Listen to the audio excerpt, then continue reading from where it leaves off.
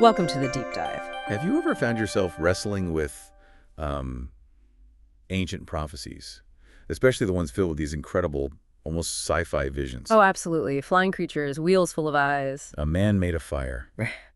How do we even start to make sense of texts that are so, well, symbolic and dramatic? Right. What can they really tell us? That's a great question. And it really hits on why digging into these texts is, challenging, but also incredibly rewarding. They use this unique imagery to talk about things we all grapple with. Exactly. So for our deep dive today, we're stepping right into that world, the Book of Ezekiel. A fascinating, complex book. Our mission really is to unpack its core messages, try to understand its sometimes startling imagery, and see the unique way it looks at things like judgment, responsibility, and ultimately restoration too. And we're working directly from the source material you provided, so we're getting it straight from the text itself, looking at the prophet's experiences and messages. Which is the best way to do it. And the first thing that jumps out is the setting, isn't it? Ezekiel isn't in Jerusalem. He's a priest, yes, but he's among the exiles. Right, by the Kebar River, deep in Babylon. Yeah, far from home. And the text is incredibly specific about the date. In the 30th year, in the 4th month, on the 5th day, which it clarifies was the 5th year of the exile of King Jehoiachin. That precision feels important. It grounds these, like you said, otherworldly experiences in a very real, very difficult historical moment for the people. It really does. It sets the stage for something huge. And what follows that date is Ezekiel's first vision. Just a truly breathtaking encounter. What did he actually see? What makes it so awe-inspiring? Well, it starts with this display of immense power, almost like a supernatural weather event.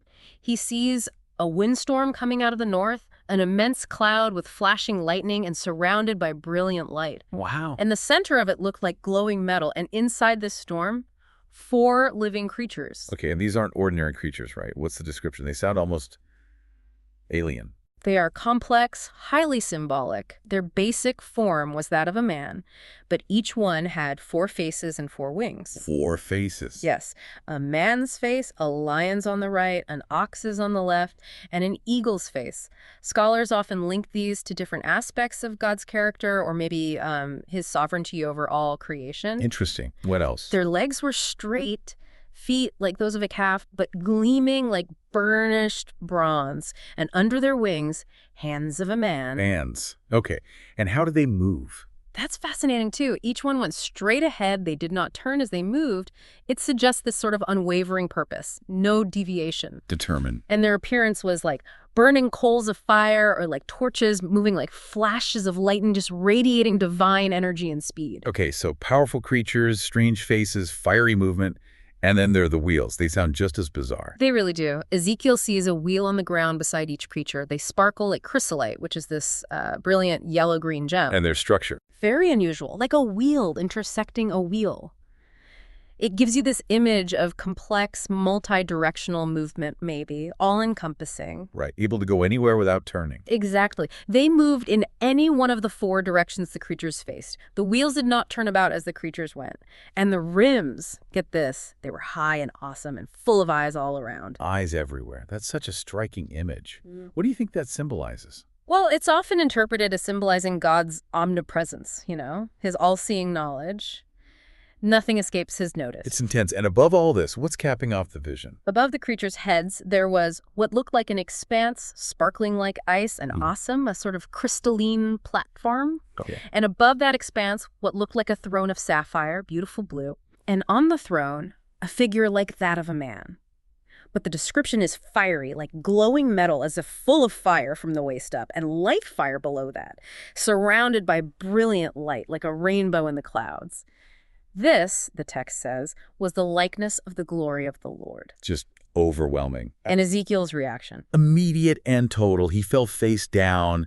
You can't really blame him. It's not just a sight, it's an encounter. It changes everything. Absolutely. It sets the stage for his entire ministry. So once he sort of recovers, he gets his commission from God. What's he told to do? What's his mission? God tells him, "Son of man, stand up on your feet and I will speak to you." And the Spirit actually enters him and lifts him up. Wow. His mission is laid out very clearly. He's being sent to the Israelites, to a rebellious nation that has rebelled against me. They're described as obstinate and stubborn. Not an easy assignment. Definitely not. He has to speak God's words, whether they listen or fail to listen. The point is, so they will know that a prophet has been among them. He just has to deliver the message. And that commitment, regardless of how it's received, is shown right away with this really powerful symbolic act. The scroll. Yes, the scroll. He's given a scroll, and written on both sides are words of lament and mourning and woe. Bad news, basically. And he has to. He has to eat it. And here's the strange part.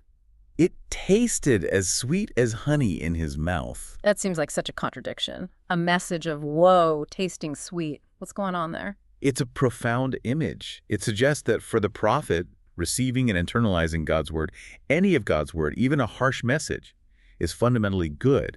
It's divine, so it's sweet to him personally, even if the content is bitter for the people. He fully accepts his task. He's fully embodying the message, which leads right into this idea of him being a watchman for the house of Israel. Exactly. He's explicitly told he's accountable. He has to warn the wicked to turn from their ways and even warn the righteous if they start to stray. And if he doesn't?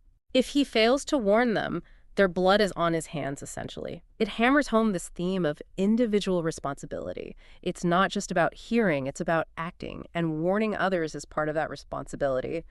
Life and death stuff. So after these incredible visions and this heavy commission, Ezekiel doesn't just preach sermons, he performs the message. These dramatic, sometimes really weird prophetic acts, like divine performance art. That's a great way to put it. Divine street theater, almost. Designed to shock people into paying attention. And one of the most striking is the siege tableau in chapter 4. What did he actually have to do? He's told to take a clay tablet, like a brick, and draw the city of Jerusalem on it. Okay, a little map. Then he has to build miniature siege works around it, ramps, walls, battering rams. He's physically acting out the coming siege of Jerusalem. And then the really demanding part. Oh, yeah. He has to lie on his left side for 390 days. Days. Over a year on one side. Well, 390 days on the left to bear the sin of Israel, and then switch to his right side for 40 days to bear the sin of Judah, each day representing a year of their sin. I can't even imagine. The physical commitment is just staggering. It really is, and it gets even more visceral with the food instruction. Right, the ration. He's told to mix specific grains, wheat and barley, beans and lentils, millet and spelt, make bread, but eat only a tiny amount each day. 20 shekels, which is a weight measure, and drink just a sixth of a hin of water. It's starvation rations. Symbolizing the famine during the siege. Exactly. And then the shocking part, the fuel for baking. Oh boy. This part. He's initially told to use what? Human excrement for fuel. Wow. Just wow. I mean, the shock value is undeniable. What's the point of something so unclean? It's meant to be deeply disturbing. It vividly symbolizes the utter defilement and desperation they would face, eating defiled food among the nations where I will drive them. It's about impurity and the horrors of the siege and exile. Did he actually do it? He protests. He says he's never defiled himself like that. So God relents slightly and allows him to use cow manure instead. Still pretty grim, but it makes the same point about the coming desolation. Okay, so that's the siege. Then in chapter 5, another really visual act. The hair cutting. Yes, the hair-cutting allegory. He's told to take a sharp sword, use it like a barber's razor, and shave his head and beard. Okay. Then he has to take the hair and divide it precisely using scales into thirds. And each third represents a different fate for Jerusalem's people. Exactly. A third he burns with fire inside the city. That's death by plague or famine during the siege. Grim. Another third he strikes with the sword all around the city. That's those killed in battle outside the walls. And the last third. He scatters it to the wind, representing the people who will be exiled, scattered among the nations, but still pursued by judgment, pursued by the sword. Is there any hope left in this image? A tiny bit, initially. He's told to take a few strands of hair and tuck them into his garment. That's the remnant, a small number who might survive. Okay, a small remnant. But then, even from that small remnant, he has to take a few of these and throw them back into the fire, symbolizing that judgment will even reach some of the survivors, and a fire will spread from there to the whole house of Israel. It's incredibly bleak. And God explains why this is happening. Jerusalem, set in the center of the nations, is condemned because its rebellion was somehow worse. Yes, that's a key point. God says they rebelled against my laws and decrees more than the nations around them. More than the pagan nations. What stands out to you about that? Why was their rebellion seen as worse? It's about privilege and responsibility, I think.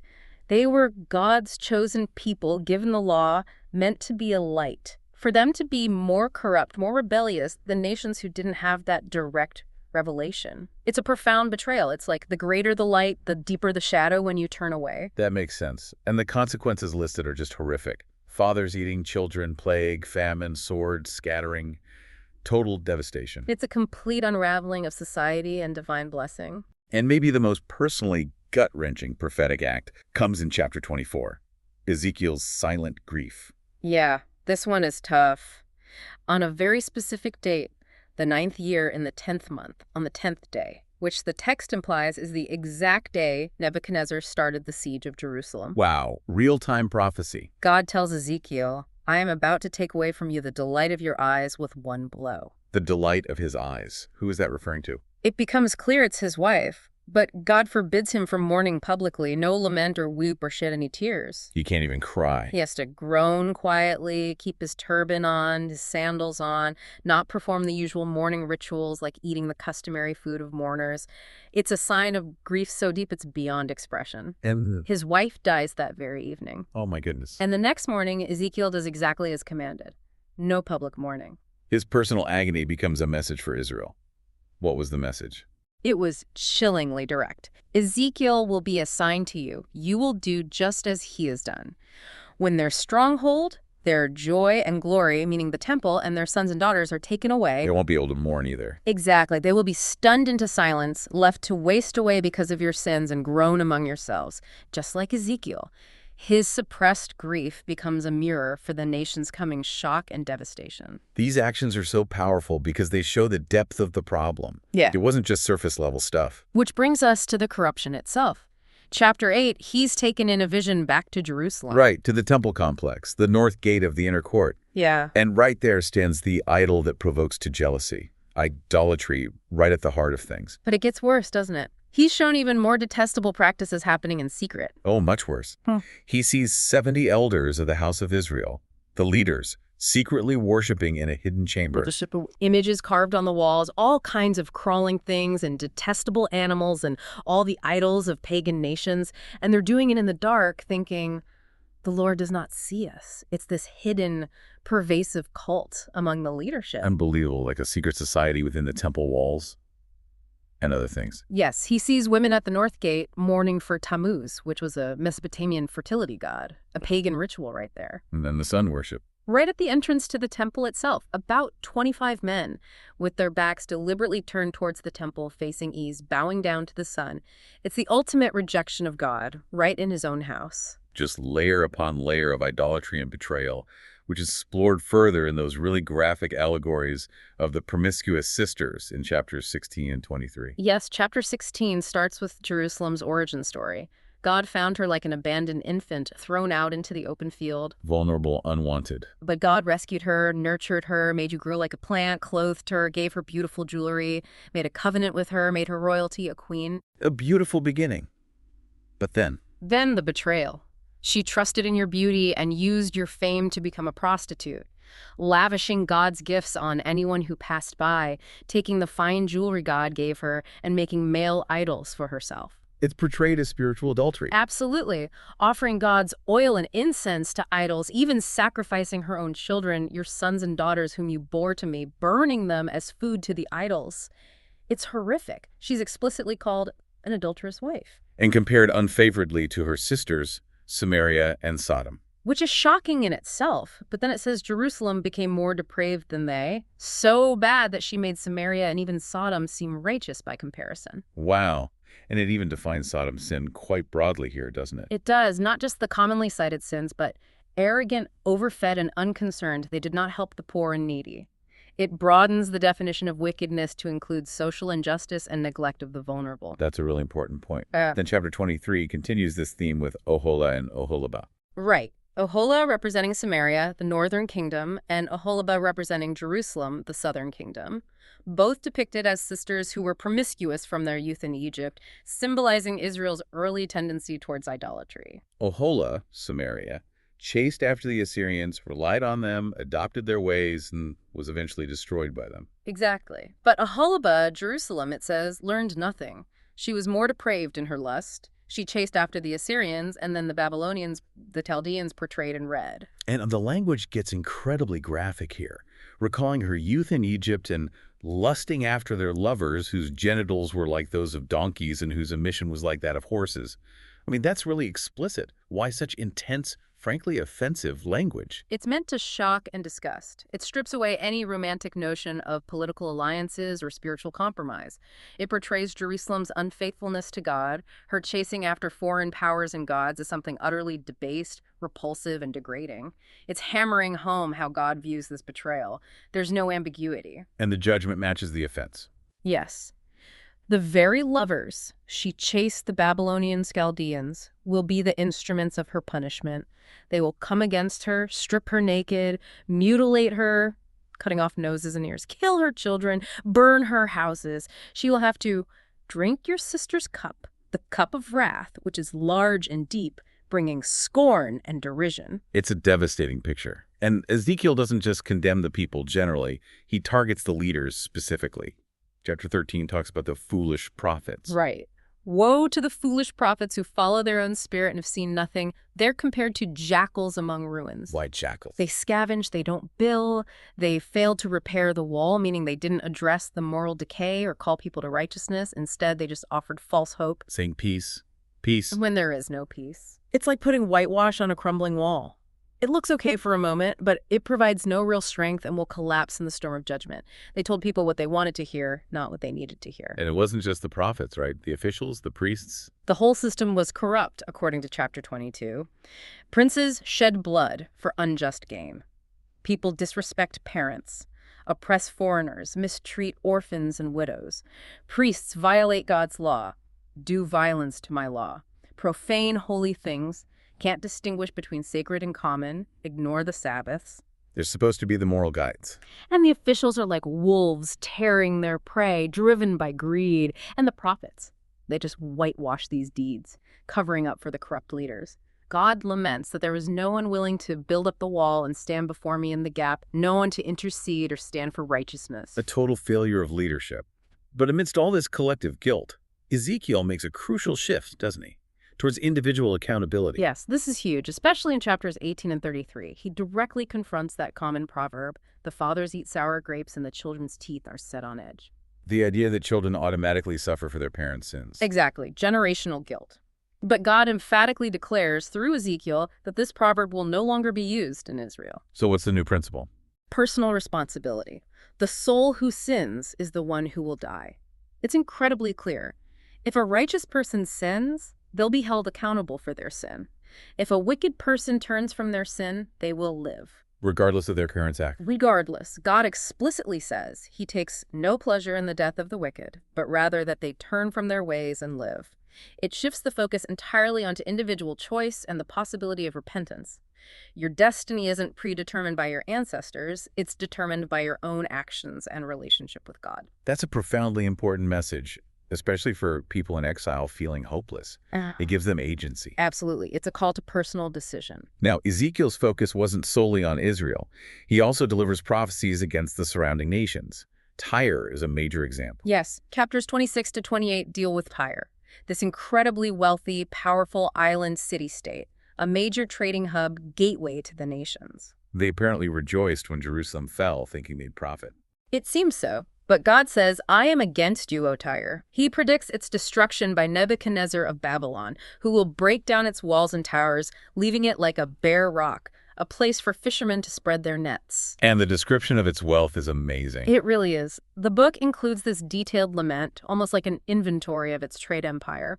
Perfect in beauty, built with the finest materials, cedar from Lebanon, sails of embroidered linen from Egypt. And the trade goods. Coming from everywhere. Silver, iron, tin, and lead from Tarshish, Spain maybe. Slaves in bronze from Greece and Turkey. Horses from Armenia, ivory and ebony from Rhodes. Precious stones from Aram, even wheat, honey, oil, and balm from Judah and Israel. It paints a picture of a truly globalized economy centered on Tyre. An ancient superpower of commerce.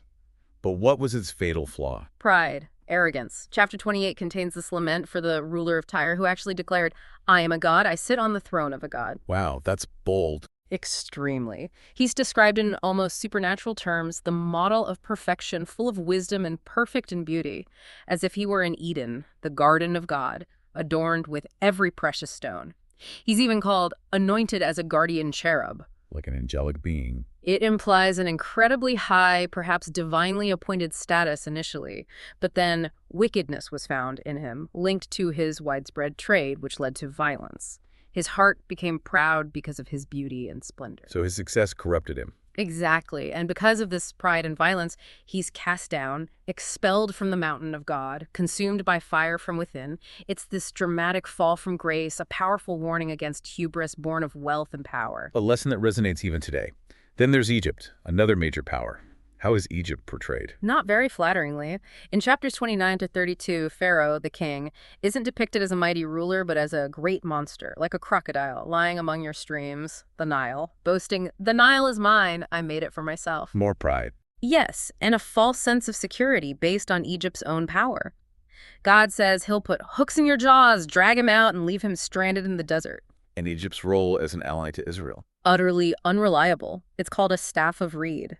When Israel leaned on Egypt for support, the reed just splintered and injured them. It was a weak and treacherous ally. So what's Egypt's fate? Desolation. It will become a desolate wasteland for 40 years, its people scattered.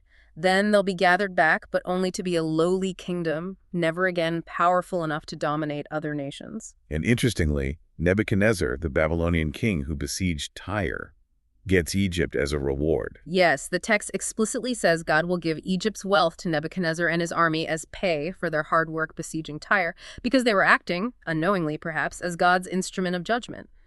God says he will strengthen Babylon's arm and break Pharaoh's. A fascinating glimpse into divine sovereignty working through world events. It really is. Pharaoh is even compared unfavorably to the once mighty Assyrian Empire, pictured as a great cedar tree that was cut down. Egypt, too, will fall and end up in the underworld, the pit, along with all the other once terrifying empires, Assyria, Elam, Meshech, Tubal, Edom, Sidon. They all spread terror in the land of the living, but now they're shamed and powerless in death. It's a powerful reminder of the limits of earthly power and the finality of divine judgment on nations that rely on their own strength and pride. Okay, so we've seen the judgment, the reasons for it, the warnings to nations. But then the book takes this incredible turn towards hope, towards restoration. And the most famous image of this has to be the Valley of Dry Bones in chapter 37. Absolutely iconic. Ezekiel is spiritually transported to this valley, and it's just full of bones, and they are very dry, utterly lifeless, hopeless. Just skeletal remains. And God asks him this incredible question, "Son of man, can these bones live?" What a question. How does Ezekiel answer? Very wisely, I think. He says, "O sovereign Lord, you alone know." He defers to God's power and knowledge. And then God tells him to prophesy to the bones. Yes. He speaks God's word to them, and suddenly there's this rattling sound. The bones start coming together, bone to bone. Then tendons and flesh appear on them, skin covers them. But they're still just bodies. There was no breath in them. Like mannequins or corpses. Right. So the second command is to prophesy to the breath, or the spirit, calling it to come from the four winds and breathe into these slain bodies. Yeah. Breath entered them, they came to life and stood up on their feet, a vast army. It's this incredible picture of resurrection, of life coming from absolute death. So powerful. And God explains exactly what it means, right? He does. He says, these bones are the whole house of Israel. In exile, they felt dead, hopeless. They were saying, our bones are dried up and our hope is gone. We are cut off. That feeling of being completely finished. But God promises, I will open your graves and bring you up from them. I will bring you back to the land of Israel. And the key to this new life, I will put my spirit in you and you will live. It's about national resurrection, return from exile, and spiritual renewal through God's own spirit. An astonishing promise of hope. And that theme of restoration continues right away with the symbol of the two sticks. Also in chapter 37, a very simple but profound symbolic act.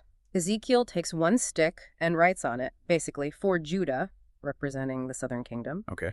Then he takes another stick and writes, for Joseph, or Ephraim, representing the northern kingdom, Israel, which had been destroyed and scattered long before. The two divided kingdoms. Exactly. And God tells him to join them together in his hand so that they become one stick. And the meaning. It's a clear promise of reunification.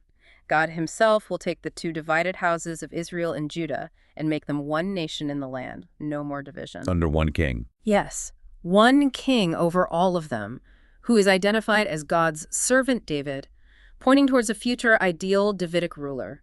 They'll be cleansed from idolatry, they'll be unified, and the covenant renewed. They will be my people, and I will be their God. It's a vision of complete national healing and unity. Which requires more than just political unity. It requires that internal change we talked about. Yeah. Chapter 36 gets into the new covenant. It does, and God is very clear about his motivation. He says, he's doing this not for your sake, O house of Israel, but for the sake of my holy name, which they had profaned among the nations. His restoration is ultimately about his own reputation and faithfulness. But the way he restores them involves this deep internal transformation. Absolutely fundamental. He promises spiritual cleansing. I will sprinkle clean water on you, and you will be clean from all your impurities and from all your idols. Getting rid of the external problems. But then it goes to the heart, literally. I will give you a new heart and put a new spirit in you. I will remove from you your heart of stone and give you a heart of flesh. Heart of stone to heart of flesh. Yeah. What does that signify? A change from hardness, rebellion, and unresponsiveness to softness, obedience, and sensitivity to God. And crucially, I will put my spirit in you and move you to follow my decrees and be careful to keep my laws. It's not just giving them a new capacity, but God's own spirit enabling and motivating obedience from within. That's the core of the new covenant promise, isn't it? A changed nature, empowered by God's Spirit. Exactly, and the result is external too. The land itself will be renewed. It will be cultivated again, the ruined towns rebuilt, the desolate land becoming like the Garden of Eden, and the people will flourish, becoming as numerous as sheep. It's total restoration, spiritual, physical, agricultural. And this leads into the final section, chapters 40-48, this incredibly detailed vision of a future temple. Yes, a complex and debated section. Ezekiel is taken to a high mountain and shown a new, idealized temple complex by a man whose appearance was like bronze holding a measuring rod. And the measurements are incredibly precise. Meticulously detailed. Walls, gates, courts, chambers. It emphasizes order, holiness, the sheer scale and perfection of God's intended dwelling place. And the most important event associated with this new temple. The return of God's glory. The glory of the God of Israel is seen coming from the east with a sound like the roar of rushing waters, and it fills the new temple. This is huge because earlier Ezekiel had seen God's glory departing the old temple because of its defilement. So this signifies God returning to dwell with his people in holiness. Precisely. And the east gate, through which the glory entered, is to remain shut afterwards, reserved only for the prince, a leadership figure in this vision, to enter and eat before the Lord. It marks the sacredness of God's entry point. The vision also includes detailed rules for the priests. Yes, specifically the descendants of Zadok, who remained faithful. The regulations emphasize purity-specific linen garments, no wool, which causes sweat, rules about hair length, marriage restrictions. Their key role is to teach my people the difference between the holy and the common, and show them how to distinguish between the unclean and the clean. Maintaining the sanctity of God's presence. And their inheritance isn't land like the other tribes. God himself is their portion, their inheritance. Then comes the river flowing from the temple. Yes, the river of life. Water starts trickling from under the threshold of the temple toward the east. As it flows away from the temple, it gets deeper and deeper, ankle deep, then knee deep, then waist deep, until it's a river too deep to cross. Supernatural river. And where does it flow? It flows down towards the Dead Sea, the Arabah. And when this water enters the Dead Sea, the text says it makes the salt water fresh. It heals the Dead Sea. Exactly. Life springs up wherever the river flows. Swarms of living creatures will live there, large numbers of fish, like the Great Sea, the Mediterranean.